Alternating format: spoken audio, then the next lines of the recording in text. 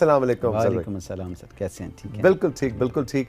अच्छा जी, तो आज बड़ा अहम मौजू आप लेके आए हैं और वो है खुला, कि खुला क्या है, खुला और तलाक में फ़र्क क्या है और पाकिस्तान का कानून इस हवाले से क्या कहता है। सबसे पहले तो खुला और तलाक का फ़र्क बताइए। इसमें सिंपल फ़र्क यह है कि इस्लाम मुकम्मल ज़ाब्ता हयात है और पाकिस्तान में कोई कानून ऐसा नहीं बन सकता जो इस्लाम की कवानीन के मुनाफी हो किसी तरह से। जहाँ पे निकाह के बाद हस्बैंड को ये राइट हासिल है कि वो जब भी अगर ये समझे कि ये ज़िंदगी का निभा मुश्किल है तो वो किसी भी वजह से हेटफुल लाइफ गुजारने के बजाय वो डिवोर्स दे सकता है। निकाहनामे में भी एक शर्त रखी गई है कि क्या खातून को तलाक का हक़ दिया गया या नहीं दिया गया। अगर उसमें भी कोई खातून वहाँ पे, क्योंकि हमारे यहाँ रस्मन वो कह दिया जाता है जी ये क्या ज़रूरत है या ऐसा कुछ लिखेंगे तो वो नेगेटिव काउंटिंग में आता है, तो इसलिए फिर ये कहा जाता है उस वक्त इस कॉलम को छोड़ दिया जाता है। अगर ये भी स्किप कर जाए तो उसमें इस्लाम जैसे कि कोई मर्द किसी खातून में किसी भी वजह से, जैसे कि ये फरमाया कि ये नापसंदीदा कामों में से एक काम है लेकिन मजबूरन तलाक मर्द दे सकता है। एट द सेम टाइम जब खातून को ये इस नतीजे पे पहुंचती है कि मैं इस मर्द के साथ अपनी ज़िंदगी गुजार नहीं सकती तो शरीयत उसको भी राइट देती है कि वो अपनी ज़िंदगी अपनी मर्जी इक्वल राइट देती है। अच्छा, अगर निकाहनामे में वो शिक छोड़ दी गई है फिर भी हक है? जी, निकाहनामे में जब ये शिक छोड़ दी गई है तो उस सूरत में तलाक नहीं दे सकती खातून। यही तो उसका जो काउंटर है यही है, इस्लाम ने यही तो उसका निमुल बदल दिया कि वो फिर खुला क्लेम कर सकती है।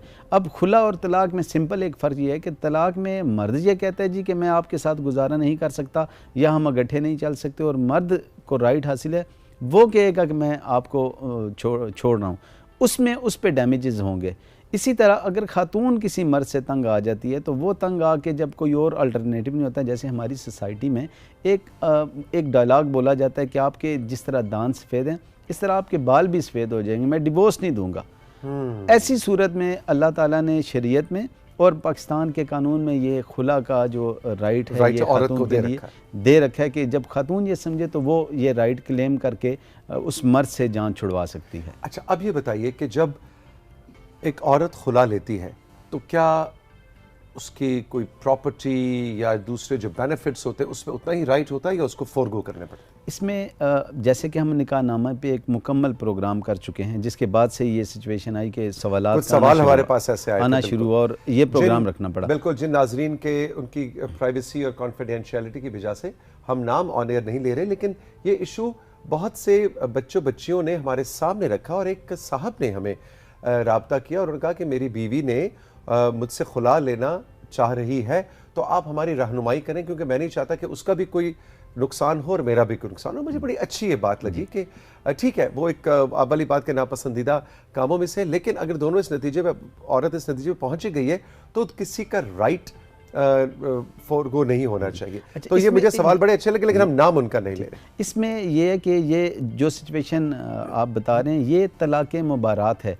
जब हम तलाक का प्रोग्राम करेंगे उस पर तलाक की एक काइंड है तलाक मुबारात, जहाँ पे कॉन्ट्रैक्ट होता है, एग्रीमेंट से होती है तलाक। ठीक है, जहाँ पे एग्रीमेंट नहीं हो पा रहा होता उस सूरत में तलाक है और अल्टरनेटिव उसका खुला है। अब खुला में ये होता है कि खुला में जैसे निकाहनामे में डिटेल से बताया कि क्या क्या राइट्स हैं, क्या क्या लाइबिलिटीज़ हैं। अब उसके निकाहनामे में कॉलम्स में हक महर लिख दिया जाता है। हक महर बेसिकली ये ऑनर है खातून के लिए। ठीक है, तो जब ऐसी सूरत में जब तलाक होगी तो उसमें 100% वो जितना भी हक महर होगा वो हस्बैंड देने का पाबंद होगा। ठीक है, लेकिन खुला अगर खातून क्लेम करती है तो खातून को वो वेव ऑफ करना पड़ेगा, वो यानी कि इसको आसान अल्फाज में मैं अपने नाजरीन को बताता हूँ कि वो ये है कि अगर कोई खातून कहे कि आप सब कुछ ले लो, मैं आपसे कुछ भी, मेरी जान छोड़ दो, और यानी ये स्टेज आ जाती है जब, तो उस सूरत में खातून वो वेव ऑफ करेगी। अगर वो वेव ऑफ नहीं करेगी, 2015 में अमेंडमेंट आई,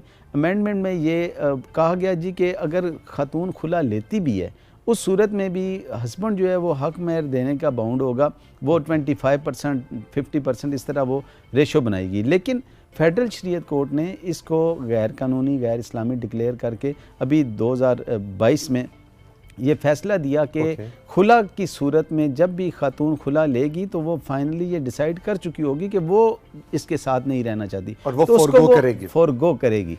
अच्छा, अब बच्चों की कफालत और बच्चों के खर्चे वगैरह पे कोई फ़र्क तो नहीं पड़ता? नहीं, खुला और तलाक से बच्चों के लिए अलग से कस्टडी का कानून है, गार्डियन एंड वार्ड एक्ट है। कस्टडी के अलावा जी जी, अगर बच्चे माँ के साथ भी हैं और ली खुला है उसने, वो बाप का हक वो फर्ज है, वो मेंटेनेंस का अलग से Maintenance चैप्टर का। है। उसमें देखें बच्चों का राइट, ये बड़ी अजीब सी बात यहाँ पे समझी जाती है कि हस्बैंड के पास होते हैं तो माँ मिलना छोड़ देती है, माँ के पास होते हैं वो खर्चा देना छोड़ देता है। बच्चों का राइट ना इवन के यहाँ तक सेटल हुआ कि अगर कोई खातून ये कहती है जी कि आप मुझे डिवोर्स दे दें, मैं बच्चे आपके हवाले करती हूँ, तो किसी लेडी को ये राइट हासिल नहीं है कि वो बच्चों का खर्चा छोड़े या बच्चों की कस्टडी के हवाले से, अदरवाइज वो इस तरह का बच्चों का राइट अपना है, वो एक बच्चों अलग का राइट रिश्ता अपना है, वो जी वो अलग है। वो उसमें सिर्फ एक ही कानून है, एक ही फार्मूला है, वो है वेलफेयर ऑफ द माइनर्स, कि वो किस साइड पे आएगा सिर्फ वो देखा जाएगा, उसके अलावा बाकी नहीं है।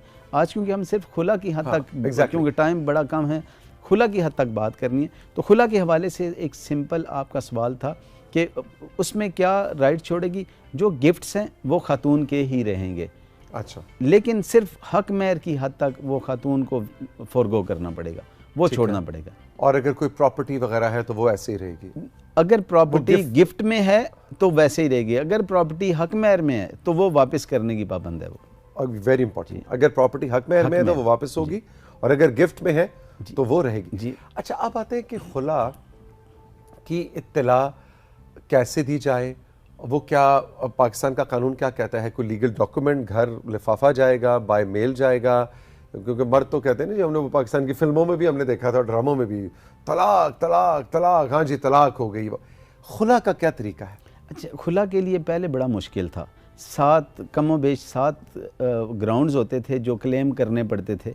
अब यह है कि वेमेन प्रोटेक्शन एक्ट के बाद अब ये कर दिया गया कि खुला के लिए खातून सिर्फ इतना कह दे कि मैं किसी भी वजह से मैं इसको डिसलाइक करती हूँ और मैं इसके साथ नहीं रहना चाहती, तो कोर्ट्स बाउंड हैं। ये बाउंड का वहाँ पे वो शेल का वर्ड यूज़ किया गया कि उसके लिए सिंपल ये होगा कि वो कोर्ट में जाएगी, एक अपना सूट फाइल करेगी, उसमें कोर्ट दूसरी पार्टी को नोटिस करेंगी, वो अगर आ जाते हैं, आने के बाद वो रिटर्न स्टेटमेंट देंगे, इससे ज़्यादा कोई प्रोसीडिंग नहीं होगी। कोर्ट एक दफ़ा इनकी रिकन्सिलिएशन मीटिंग करवाएगी, अच्छा। मसालियत की प्रोसीडिंग अपने सामने कोर्ट करवाएगी, उसमें वो कोशिश करेगी कि हो जाए। लेकिन खातून अगर ये कहती है कि मैं नहीं रहना चाहती, तो वो कोई यानी कोर्ट के पास कोई इस किस्म का इख्तियार नहीं, मसवाइस के कि मसालियत की प्रोसीडिंग में वो अगर वो समझे कि एक मौका और दे दे, 2 मौके, अदरवाइज़ कोर्ट जो है बाउंड है कि उसी डेट पे मसालत नाकाम करे और नाकाम करने के बाद डिग्री पास कर दे और जजमेंट दे दे जी कि ये इनकी खुला हो गई है। अब खुला का हो जाना, उसके बाद भी खुला का होने के बाद कोर्ट बाउंड है इसमें कि कोर्ट जो है वो यूनियन कौंसिल, जो रेलिवेंट यूनियन कौंसिल है, उसको जजमेंट भेजेगी। फिर वो यूनियन कौंसिल में दोनों साइड से एक साइड जाएगी, वो वहाँ पे एप्लीकेशन देगी, फिर वहाँ पे 90 डेज़ तक प्रोसीडिंग, 3 प्रोसीडिंग्स होंगी रिकन्सिलिएशन की, 3 दफ़ा नोटिसेस जाएंगे, पार्टीज आएंगी, वो सेक्रेटरी यूनियन कौंसिल कोशिश करेगा कि इनमें रिकन्सिलिएशन हो जाए। अगर खुदा ना हस्ता फिर भी रिकन्सिलिएशन नहीं होती, तो उस सूरत में फिर सर्टिफिकेट खुला जारी कर दिया जाएगा। लेकिन याद बहुत इंपॉर्टेंट बात है कि तलाक में फ़र्क यह है कि जब तलाक होती है तो तीनों तलाक़ें हो जाती हैं और इफ़ेक्टिव होती हैं, लेकिन खुला का जो स्टेटस है वो एक तलाक के मुतल्लिक़ है, बराबर है। यानी कि एक डिवोर्स होगी, शादी ख़त्म हो जाएगी। लेकिन अगर जैसे कि तलाक और खुला में फ़र्क ये है कि तलाक के बाद इंटरवीनिंग मैरिज, जिसे अमूमन हलाला कहा जाता है, इंटरवीनिंग मैरिज यानी इसकी शादी बाई चांस किसी और से होगी। हलाला का एक कॉन्सेप्ट बड़ा गलत है कि वो किस जान के किसी से वो एक कॉन्टैक्ट करते हैं कि आप मेरे साथ निकाह करो फिर मुझे डिवोर्स कर दो। शरीयत इस चीज़ की नफ़ी करती है। जो निकाह है, शादी के लिए, निकाह के लिए सबसे बेसिक शर्त ये है कि वो लाइफ टाइम होगा। उसमें अगर ये भी डिसाइड होता है कि 100 साल के बाद तलाक हो जाएगी, तो वो निकाह नहीं कंसीडर होगा, निकाह की डेफिनेशन में ही नहीं आएगा। तो उसमें ये होता है कि बाई चांस इनकी शादी किसी खातून की किसी और जगह हुई, बाई चांस वहाँ से कोई डेथ हो गई या वो डिवोर्स हो गई, उस सूरत में फिर इसके पास दोबारा राइट होगा कि ये तलाक की सूरत में कि ये उसी हस्बैंड से दोबारा निकाह कर सकते हैं। लेकिन खुला की सूरत में इंटरवीनिंग मैरिज की ज़रूरत नहीं होगी, दोबारा तजदीद निकाह कराना होगा। दोबारा निकाह करेंगे, इंटरवीनिंग मैरिज की नहीं होगी, इसी हस्बैंड के साथ दोबारा निकाह हो सकता है। अच्छा जी, आखिरी सवाल, जहाँ से ये पूरा हमने सेगमेंट प्लान किया था, एक साहब ने हमसे रब्ता किया था और बहुत उन्होंने एक इंटरेस्टिंग अपनी सिचुएशन बताई थी। उसके बाद हमने सोचा कि खुलाक पे पूरी बात होनी चाहिए कि वो मुल्क से बाहर थे और उनकी अहलिया ने उनसे खुला ले ली, वो डॉक्यूमेंट चला गया, रब्ता ख़त्म हो गया और इनको नहीं पता चला। और ये फिर जब 1 साल बाद गालिबन कुछ ऐसी कहानी थी कि वापस आए तो इनको पता चला जी आपकी तो अब शादी रही नहीं है। तो ये कह रहे हैं कि मैं क्या किसी कोर्ट में जा सकता हूँ उस वकील के खिलाफ या उस पूरी सिचुएशन, बिकॉज मेरे से तो मुझे तो पता ही नहीं चला। इसमें इस वक्त क्या सिचुएशन? इसमें 2 सिचुएशंस हैं। एक सिचुएशन तो ये हुई कि गलत एड्रेस लिख के खुला की डिग्री पास होगी। अब जो ख़वातीन खुला, हमारी बहनें खुला ले रही हैं किसी भी मजबूरी के बायस, उनको चाहिए कि सिर्फ कोर्ट से खुला की डिग्री ले लेना काफ़ी नहीं है, वो यूनियन कौंसिल में जाएंगी। जब तक यूनियन कौंसिल का सर्टिफिकेट नहीं होगा, खुला की डिग्री की कोई वैल्यू नहीं होगी। अच्छा, तो सिर्फ वो डॉक्यूमेंट बाय मेल भिजवा देना, वो पता नहीं मिला नहीं मिला, जाया हो गया, एग्जैक्टली वो काफ़ी नहीं है। वो काफ़ी नहीं है। अब होगा क्या कि निकाह नामे पे जो पता लिखा होता है वो तो उस वक्त तो इशू नहीं होता ऐसा, उस पते पे भी नोटिस यूनियन कौंसिल भिजवाती है, नोटिस 3 नोटिस जाते हैं। अब खुदा न खास्ता ऐसी सूरत पैदा होगी कि कुछ अरसे के बाद उसे पता चला कि उसकी शादी ख़त्म हो चुकी है। उसमें भी लॉ से रेमेडी देता है कि वो आएगा और उसी कोर्ट में, जिस कोर्ट ने ये डिग्री दी है, उस कोर्ट में सेटिंग असाइड की एप्लीकेशन देगा कि जी मुझे तो नॉलेज नहीं हुआ। अब वो सेटिंग साइड की एप्लीकेशन देगा तो उस खातून को दोबारा बुलाया जाएगा, लेकिन उसको दोबारा बुलाने के बाद भी एक प्रोसीजर सिर्फ अडॉप्ट किया जाएगा, फिर इनकी रिकन्सिलिएशन की प्रोसीडिंग करवाई जाएगी।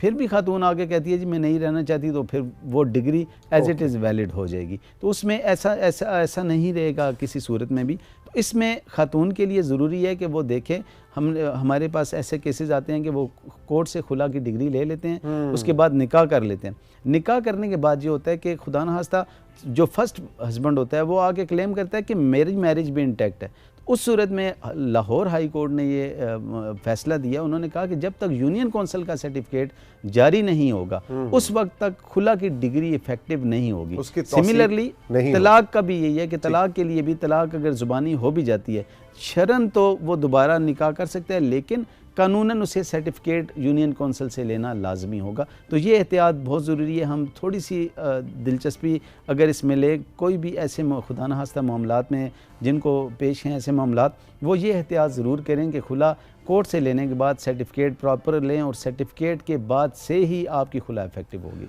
और वही बात जो हम कई बार अपने इस सेशन में, सेगमेंट में करते भी हैं साथियों, कि निकाह ठीक है, खुशी का मौका है, घर में शादी का माहौल होता है और उसमें तलाक या खुला या तलाक के हक़ की बात करना मायूब समझा जाता है। हमारी सोसाइटी के अंदर हमारा कल्चर इस तरह का है, लेकिन ये शरन भी और कानूनन भी ये बहुत ज़रूरी है कि जब निकाह हो रहा हो, आप बच्ची और बच्चे दोनों से, it is a legal, it's a contract, उनको बताएं ज़रूर कि उनके क्या राइट्स हैं और एक एक शिक जो है उसको, एक एक कॉलम कहेंगे, एक एक कॉलम को पुर किया जाए। ये बहुत ज़रूरी है और समझ के रजामंदी से बच्ची की और बच्चे की रजामंदी से पुर किया जाए। बस एक कंक्लूड करूँगा मैं एक बात, बच्चियाँ खुदा न खास्ता जब शादी हो जाती है, हमारे यहाँ एक रिवाज है कि वो कहा जाता है कि बेटा अब तुम्हारा जनाजा ही वहाँ से निकले। इस सूरत में खुदा न खास्ता कहीं अपनी बच्चियों पे तवज्जो दें, कहीं वो किसी जुल्म का, वो किसी जालिम भेड़िए का शिकार तो नहीं। खुदा न खास्ता ऐसी सूरत हो तो बिल्कुल हेजिटेट ना करें, अपनी बच्चियों को प्रोटेक्ट करें, इससे पहले कि बच्चियों के जनाजे या बच्चियों के लाश पे जाके आपको रोना धोना पड़े। बच्चियों से कांटेक्ट करें और जैसे भी ऐसा हो आपको लॉ उसकी प्रोवाइड करते हैं। और यकीन करें ये दोनों शरई और कानूनी दोनों हवालों से बिल्कुल जायज़ है। जो खुला है वो खातून का राइट है, उसे मरने ना दें, वो उससे जुल्म देखें। सिर्फ अगर खुदा न खास्ता ये ऐसा नहीं करती और वहाँ पे जुल्म बर्दाश्त करती है तो आप यकीन करें अगली आने वाली सारी नस्ल इससे इफ़ेक्ट होगी। उनमें भी ये सारे मसाइल जो पेरेंट्स के दरमियान होते हैं ये वहाँ तक ट्रैवल करेंगे। तो मेरी सब दोस्तों से ये है कि अपने बच्चों पे, अपनी बच्चियों पे, अपनी बहनों पे तवज्जो दें। अगर कहीं किसी जगह हैं कोशिश करें रिकन्सिलिएशन की, अगर फिर भी नहीं होती तो उनको बिल्कुल बेयारो मददगार ना छोड़ें। लॉ आपके लिए मौजूद है, आप अपने इलाके के वहाँ पे जाएं और इसके लिए वकील का करना भी ज़रूरी नहीं है। आप सिंपल एक एप्लीकेशन लिखें खातून की तरफ से और चले जाएंगे कोर्ट में फ़ाइल कर देंगे सिंपल एप्लीकेशन, तो इन पर्सन भी आपको सुना जाएगा। और उसी तरह ये कोर्ट प्रोटेक्ट करती है, आपको लॉ प्रोटेक्ट करता है। लेकिन किसी अपनी बेटी, अपनी बहन को किसी भी जालिम के हाथों इस तरह बिल्कुल उसे यानी खुदकुशी पे मजबूर ना करें। बहुत शुक्रिया, बहुत शुक्रिया। आई थिंक बड़ा बड़ा कैंडिड, बड़ी ओपन आपने डिस्कशन की जदून साहब, thank you very much, all the best. Rising Pakistan में साथियों वक्त है एक छोटे से ब्रेक का।